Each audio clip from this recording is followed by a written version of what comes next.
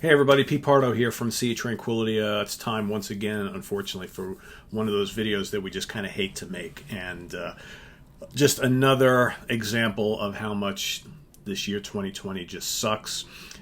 We just lost one of the most innovative, influential American guitar players of the last 50 plus years. Mr. Leslie West has left the building at the age of 75, born October 22nd, 1945.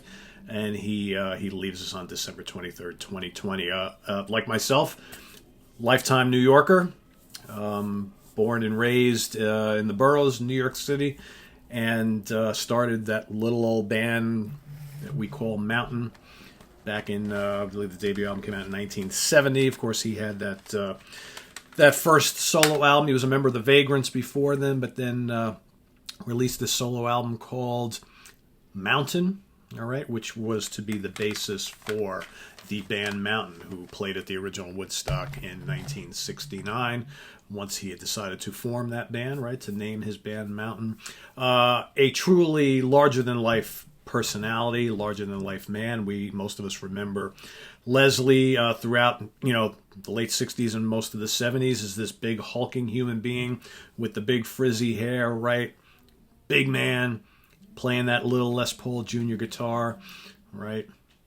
That sunburst, more of a yellowish shade of color of burst there on the Les Paul Jr. He also played Gibson Flying V as well. And for a big guy with that little Les Paul Jr. guitar, man, did he have an amazing big tone.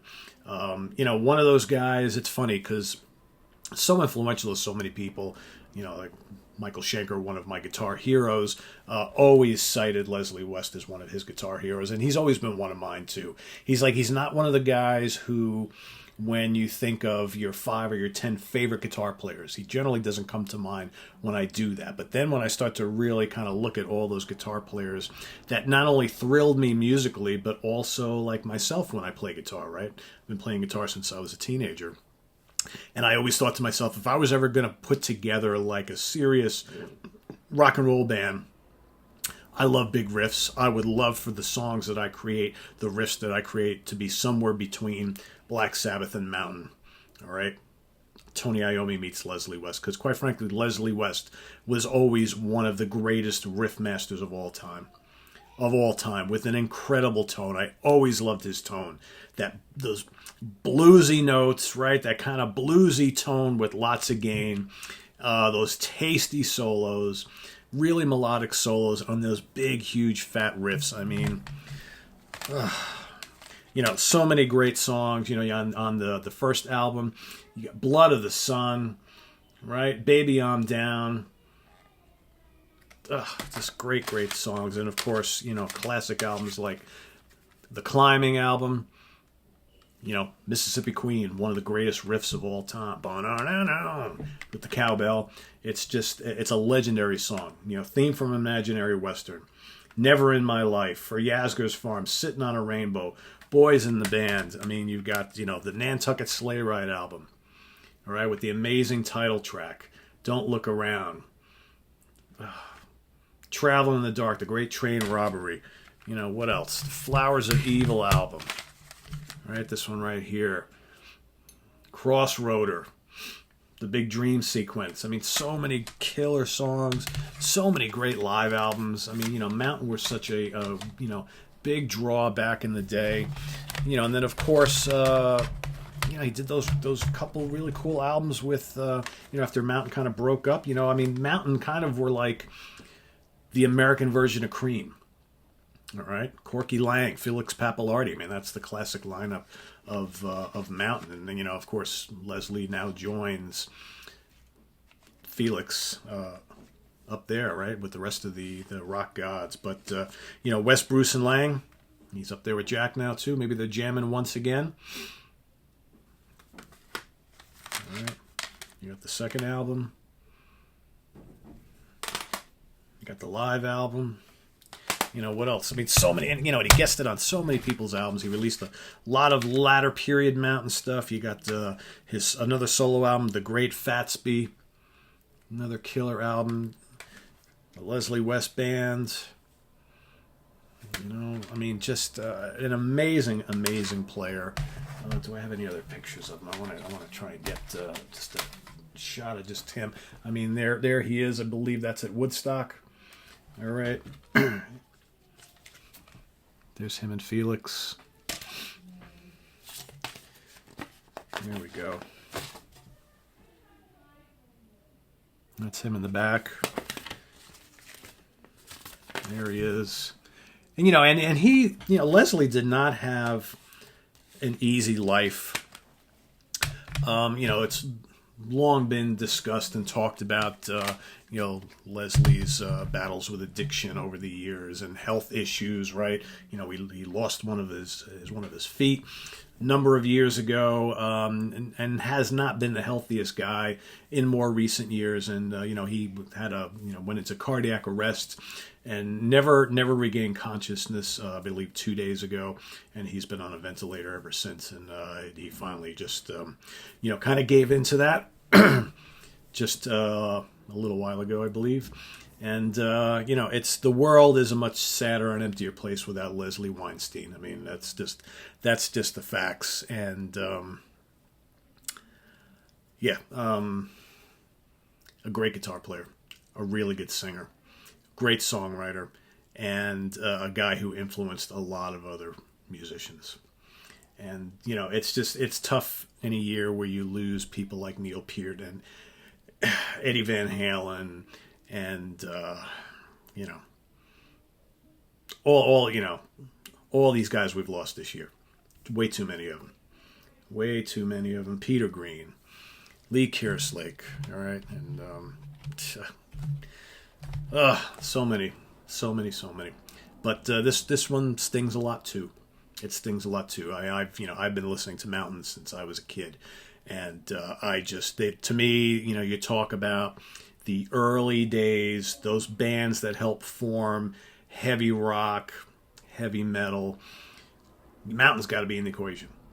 I mean, their name is synonymous with the heaviness of the music. Although, their albums were so filled with variety. You get these big, lumbering, bluesy, heavy numbers with these mountains of riffs. And then you get this nice, gentle, kind of proggy, kind of folky little number. And that's what made the band so good. And that's kind of what made Leslie such a great player, is he could do all sorts of different things. And one of the most melodic players ever. And we're going to miss him. I had the pleasure of seeing Leslie West live numerous times throughout the years. And I remember almost like it was yesterday seeing Leslie probably in 1984, I'm thinking. Something like that. It was either late 83 or early 94. And seeing him in a tiny little bar in Middletown, New York. All right. And you're like 10 feet away from him. And, Leslie was still pretty large at that time. And thinking, wow, how cool is this that I'm seeing this legendary band in this tiny little bar that maybe holds 100 people. Maybe. Right? JB's Rock 3 in Middletown, New York. And then, seeing him various other places. I saw him open up for Steve Morse Band at Sundance in Bayshore, Long Island back in the late 80s. Saw a bunch of other opening slots, either the Leslie West Band or as some form of Mountain. But it's been a while. I don't think I've seen Leslie live since the early 90s.